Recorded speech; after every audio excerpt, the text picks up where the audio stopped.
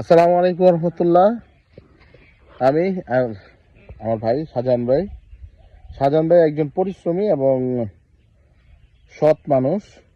উনি একজন উদ্যোক্তা এবং একজন কৃষক। শাহজাহান ভাই, জি জি এই যে আপনার ক্ষেতটা, এটা কিরকম ফলন আশা বুঝতেছেন এটা আপনি? এটা খুব সুন্দর ফলন। এটা এটা খুব সুন্দর দেখতে, দেখা যায় খুব সুন্দর ফলন। এটার নাম কি জানেন? কি এটা কি নাম? এটার নাম হচ্ছে black rice. Black rice. Black, Shahjahan ভাই, এই যে ধানের যে থোড়া বেরোইছে, এই থোড়া বেরোতে আপনার যেরকম বেরোইছে, তাতে আপনার কি মনে হইতেছে যে আপনি এমনি নর্মালিতে ভালো দাম হইব নাকি বেশি দাম হইব নাকি কম দাম? মাজরা হতে দাম আছে, মিডিয়াম দানের দাম হয়েছে, বেশি হয়েছে না কম হয়েছে না, মিডিয়াম দানের দাম। আসসালামু আলাইকুম।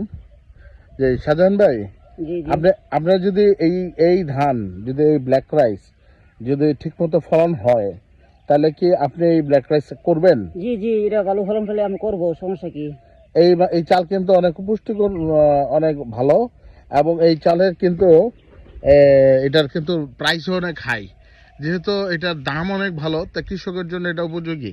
এবং এটার যে খের, এটা যে খড় হবে, এটার মধ্যে আয়রন সমৃদ্ধ, এবং এটা কিন্তু বেশ ভালো, গরুর জন্য যথেষ্ট ভালো। আমবো তো গরু খালি, যদি ভালো হয় তাই আমি করবো। হ্যাঁ, ঠিক আছে, ধন্যবাদ শাহজাহান ভাই। জি আমরা দেখি রেজাল্ট কি হয়। হ্যাঁ, আচ্ছা, ঠিক আছে। আলহামদুলিল্লাহ।